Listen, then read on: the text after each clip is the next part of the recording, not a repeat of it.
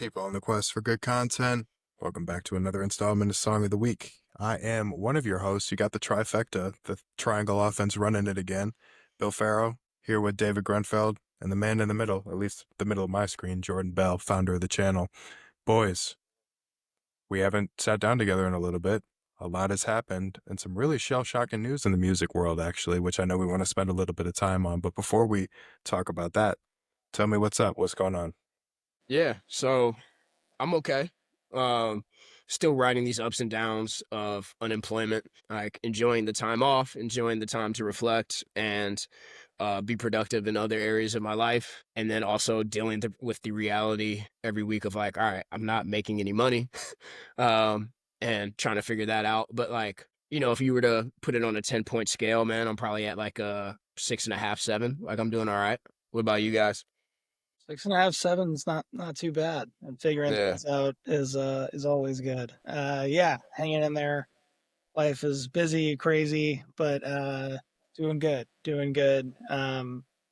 Despite what's happening in the world, like usual. Like I've said, I think probably for our last however many months of recording. And we continue on, and things are good. I don't know what I'm at on the 10 scale, but I'm tired. But I'm doing well, which is about as good as one can hope for, I think. Bill, how are you, my friend? I'm not a numbers guy, no scale for me. I'm good. Oh no, that's Yeah, except for that. I'm usually making some crack about how cool I am and how rooms get colder when I enter and da da da da da. But transparently, I'm just kind of even, you know what I mean?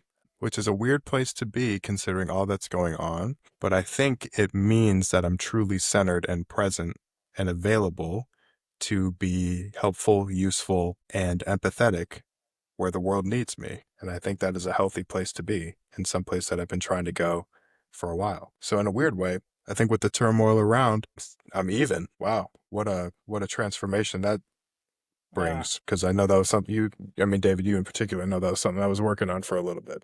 Oh man, big wins, dude.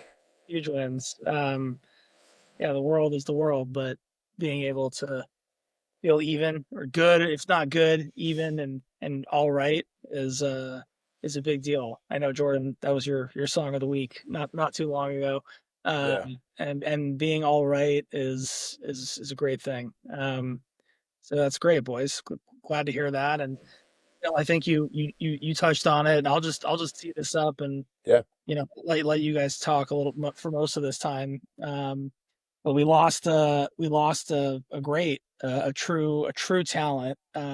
D'Angelo passed away at the age of 51. Uh, the day we're recording this, October 14th.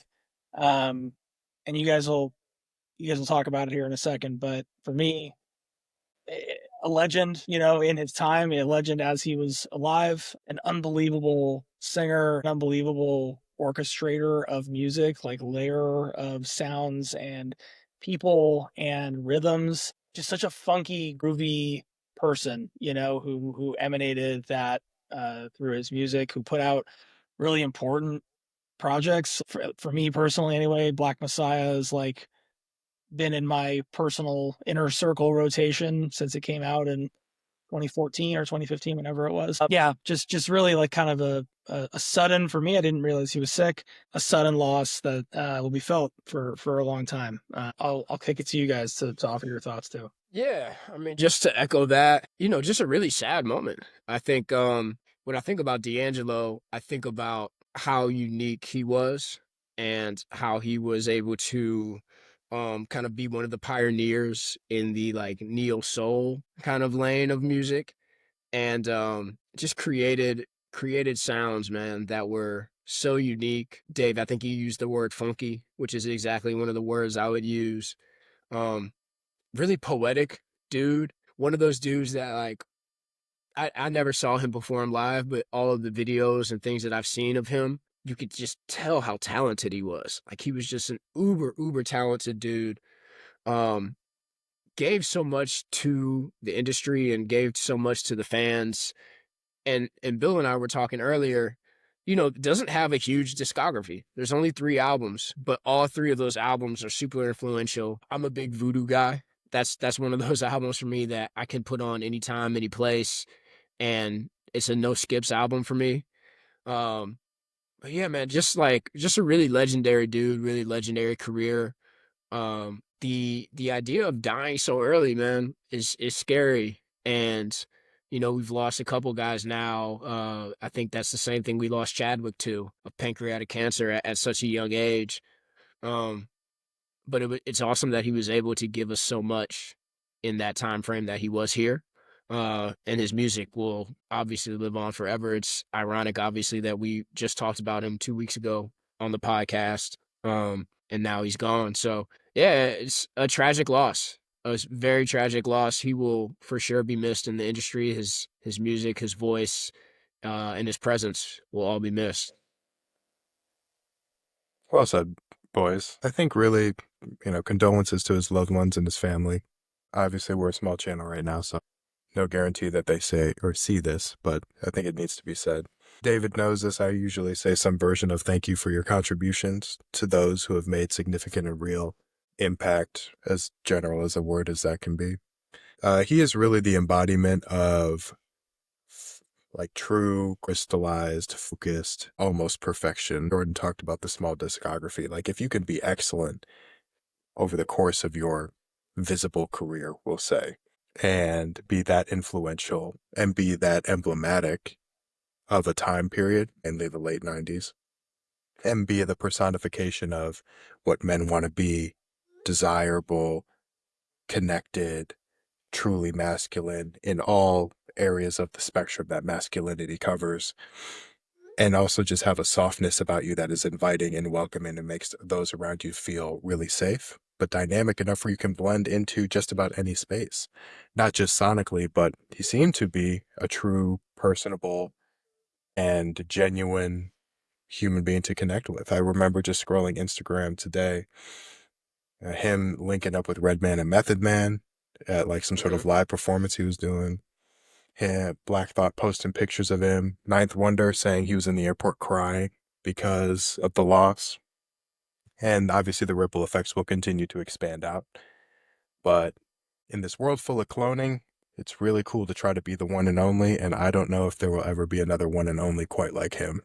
And that is something that I would like to emulate in my creative pursuits when I find my mode of mastery. But that is a true master. And when masters leave, you should hold your breath. You should pay your respects. You should thank them for the time. And if you're unfamiliar with their contributions, you should make sure to go and explore. So that's what I'll say about that.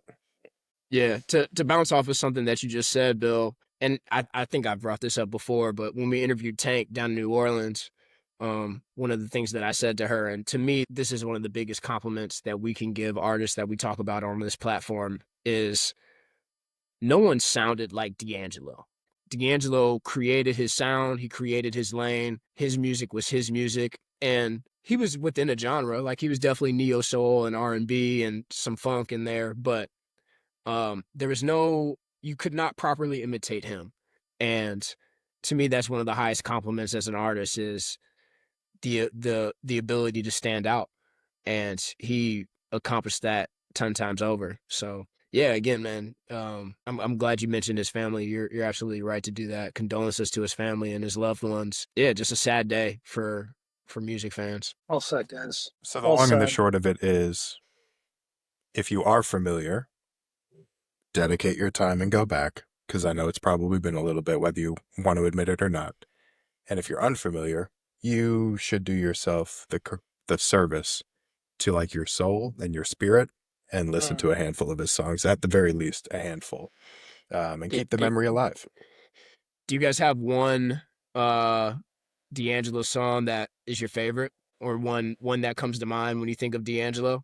And it can be one of the big ones. It could be one of the deep cuts. Well, my Bill really did mine a couple weeks ago. Yeah. Really Love is definitely, when I think of D'Angelo, that's the first song I think of. Like I said, Black Messiah is like, it was really good because I didn't grow up, Jordan and Bill, as you both know well. I didn't grow up in a really an R&B household. I wasn't really surrounded by that stuff. So I kind of entered D'Angelo's music from a later point and then kind of discovered it going back in time. So really love, I just think as Bill, you had a beautiful description of it and analysis of it. But I love it for those reasons. I also just love Brown Sugar, the song Brown Sugar and the album. But that, as a Bill knows this, like I'm like kind of obsessed with like opening songs and like how you start albums. I think it's really super interesting and like indicative of like artistic choices. And like you guys were just talking about when you were saying those nice words, you know, there's not a huge selection, when it comes to the entire discography. So every bit counts, every song and every moment of every song counts. And Brown Sugar is like such a groove. It's just such a vibe. The chorus with the background singer is kind of like in that octave higher as he kind of keeps the groove going. It kind of just sets the tone for this album that I think, Bill, like you were just saying a moment ago, like becomes this really unique experience. And like as someone even who's not as deep into the neo soul R&B game as I am into hip hop, it's like, wow, this is different. This is truly something new and exciting. So yeah, that's the big song that immediately jumps to mind. Yeah, I think for me it's Lady. It's a great There's song, man. yeah, there's something about the layering of the vocals on Lady that's just like, man, it's just so smooth to me. Yeah, Um, it's one of those hooks that you can just like kind of bob to as you're just like it's one of those songs that you hear in your head when the music's not playing. I think is the best way, at least for me, to describe it. Yeah, it's just a pretty song, man. Like again, he was so talented. He was really good at picking instrumentals. Like I don't know who did a lot of his production, but there's a kind of a funk and a groove to Lady that I really enjoy also. Um, so yeah, I think, and he's got so many songs, but the one that sticks out the most to me is probably Lady. great song. Really love Charade, Chicken Grease. Oh, that's Uh, a great one. Great song.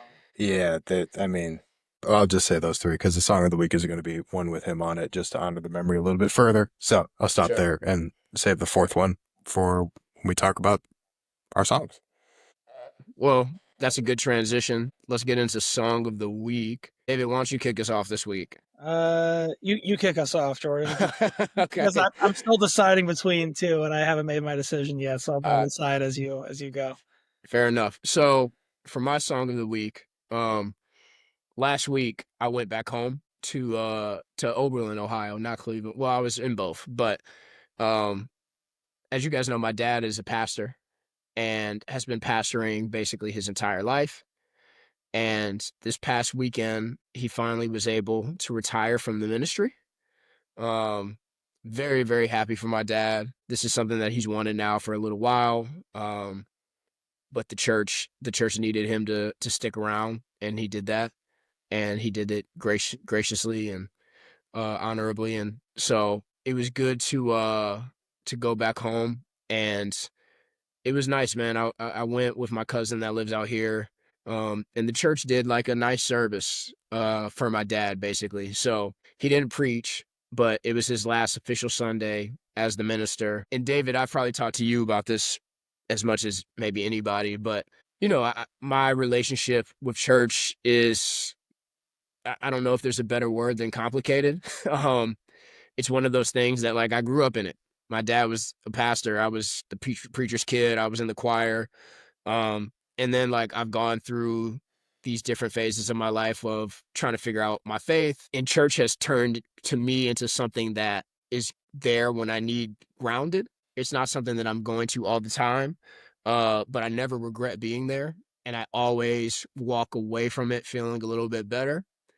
But this was a little bit different because this was the last time I was going to see my dad in the pastoral robes. And I give the church a lot of credit. And I said this to them. I give Mount Zion Baptist Church a lot of credit for going above and beyond for my dad, making him feel appreciated. Like they really, really did a good job with the church service.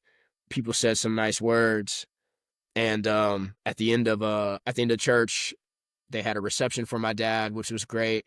A lot of my family showed up for my father, which was really nice to see. And then I had to speak, which was interesting. I'm not afraid of public speaking by any means, but this one was different because I had to get up there in front of all these people that I've known my entire life and say some nice words about my father, who is not the type of person who wants that type of attention. And so I don't get that opportunity very often. I said about my dad, I thanked my dad for being the best example of walking in the image of Christ that I've ever had in my life. My dad, more so than anybody I've ever met, has stayed very true to his faith. He's always kept that in the highest regard. And it's been something that's driven him his entire life. And so when I was thinking of my song of the week this week, I wanted to do a song that kind of was reflective of that experience that I had this past weekend. And so for this week, my song of the week is going to be Kirk Franklin, Why We Sing. Kirk Franklin, obviously one of the biggest, if not the biggest, gospel artists of this generation. But this song for me, it's just one of my favorite gospel songs, probably first and foremost. But it also is talking about it, it reminds me of my dad. This song reminds me of my dad more than other gospel songs. Um, just because it's kind of an exclamation on why you believe and why you have faith in God. Um, and why like it kind of guides your steps every day. The chorus says, "I sing because I'm happy. I sing because I'm free. His eye is on the sparrow, and that's the reason why I sing." And for people that are religious, like that's faith. That's faith kind of put into a chorus. It takes from one of my favorite songs, "His eye is on the sparrow," and it throws it into that chorus.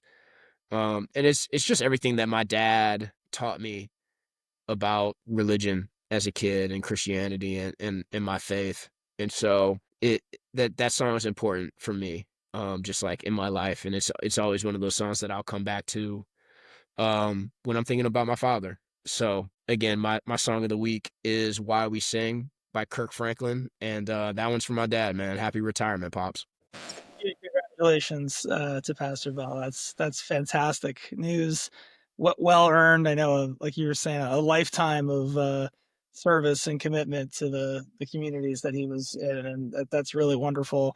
And beautiful words about him, man. That's so awesome to have. We were just talking about D'Angelo and the chance for artists to be able to share their gifts before they're gone.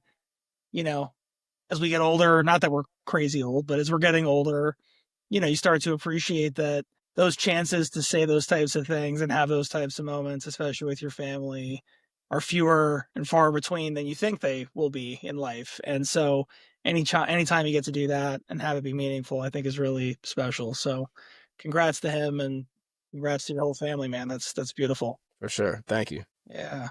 Bill, you wanna go? Okay, I can go. AKA David's still deciding. Bill, take us. All right, Dave. I'm going to show you how this is done. I'm going to do 2 songs this week. First, Oh, yeah, Hella see, content. oh yeah. damn. Look at all these clips. We're clip farming. First song, "Go Anywhere," single from 2024 by Sally Green, featuring Corrupt. How cool is that?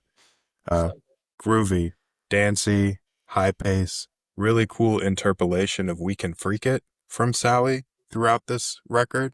And then a very simple verse from Corrupt that sounds almost exaggerated with how observant it is and how he extends some of the vocal inflections and makes some of those micro decisions that really adds character to this up-paced song that you're supposed to dance to.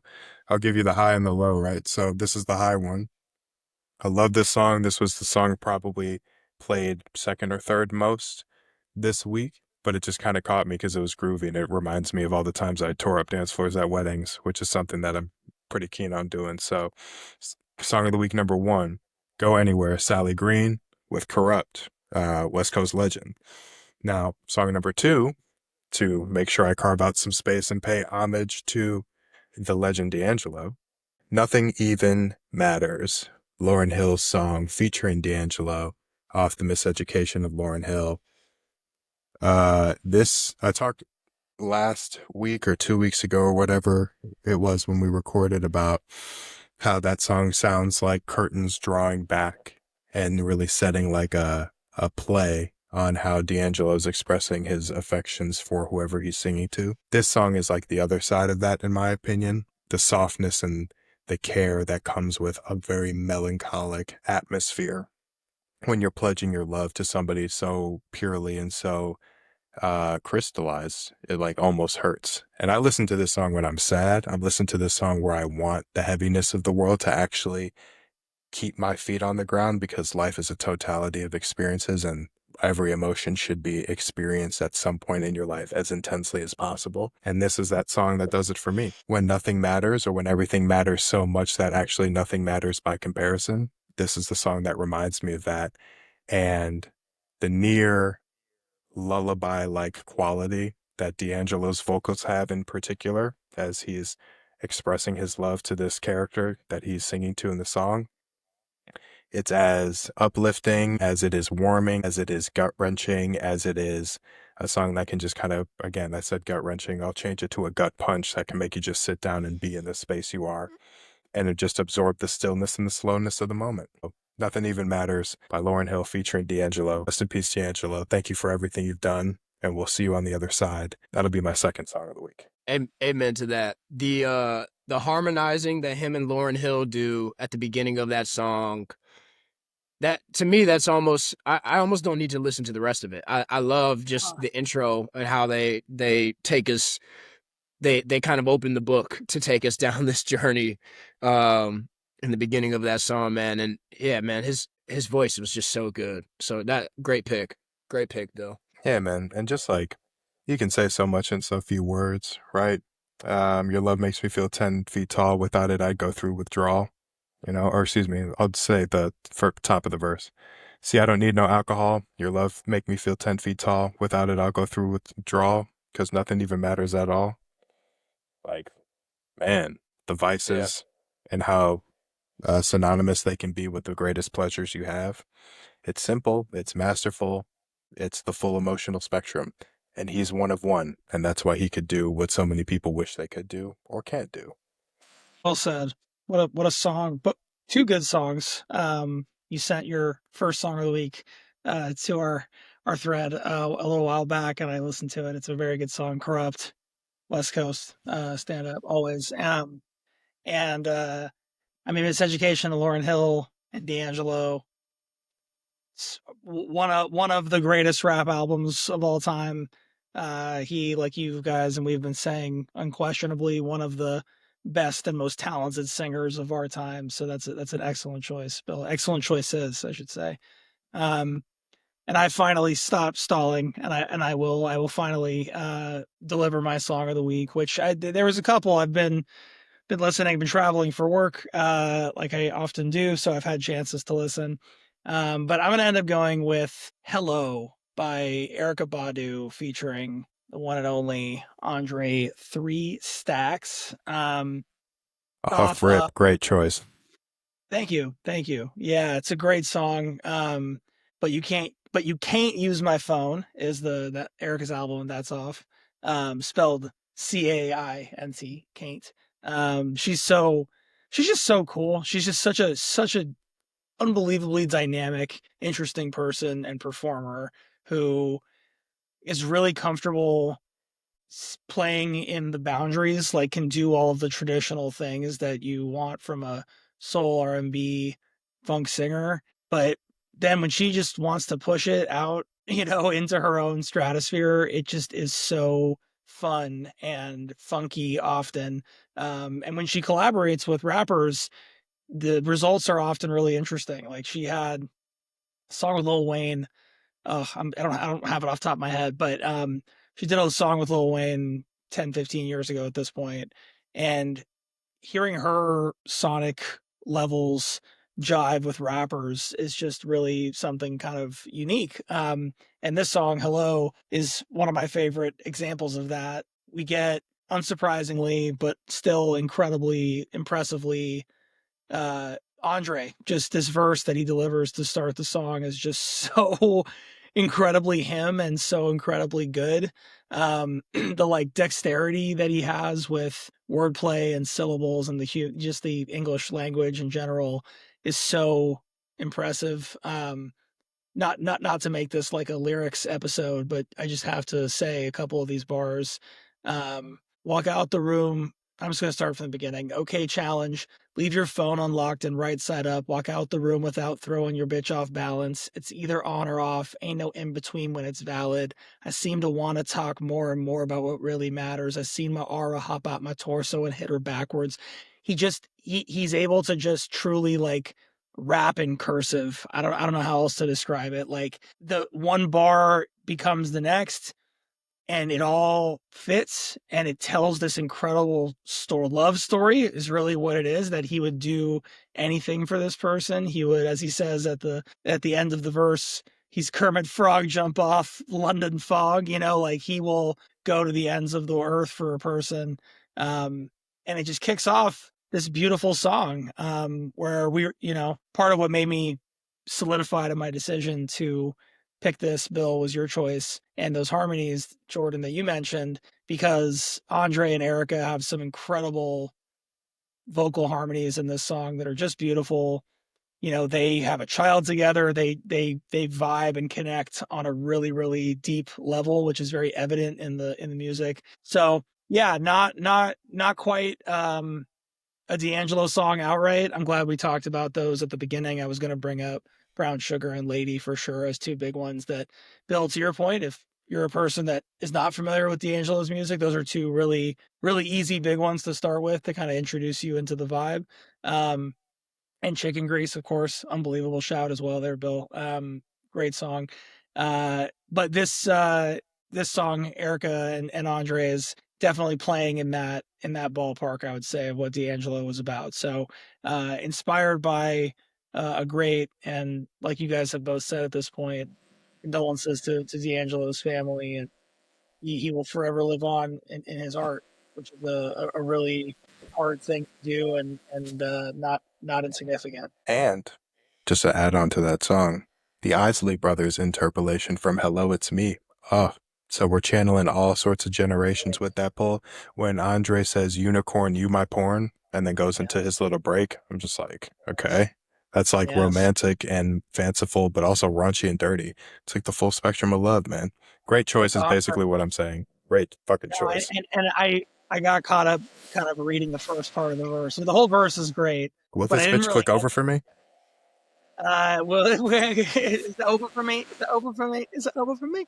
No, but like the verbal dexterity really came right after the part I wanted to highlight is Flip, watching you skip down my corridor, fuck a ballad. Don't need no shit on the side no more. All entree, fuck a salad.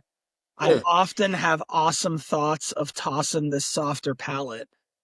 Oh my God, man. Like it's truly poetry. And it's another, I know, Bill, sorry, you've heard this so many times, but like I always bring up Kendrick Lamar's Rigor Mortis as like the go-to song where if people are like, still in 2025, you will still meet people who are like, rap isn't real art or like rap isn't real music. It's all bullshit. I'm like, listen to fucking Rigor Mortis by Kendrick Lamar. Tell me that this is not poetry and not art. Like, shut the fuck up. This verse by Andre slides right into that category of like just true mastery, like you were saying about D'Angelo, Bill. Like he's a master of his craft, and this verse and song is an excellent display of his ability, of Erica's ability, and their ability to both collaborate together. So I'm glad I got the cosign on that one. Rapping in cursive is my favorite line of the podcast so far. That's a I, beautiful way to describe it. I don't know if you made that up or if you stole that from somebody else, but I might have unintentionally plagiarized it. If I did, I apologize. But I did not have that pre-planned. But that's the only way I could think of it, yeah. because it's so fluid but intelligible. Like you get everything that he's saying, but it also just it's like a river, just running. It's so good. Cool. Boys, another strong selection of songs. Closing words from me, and maybe I'll just take us out, even though I usually don't do the outro. Thanks to everybody for tuning in to another installment of Song of the Week.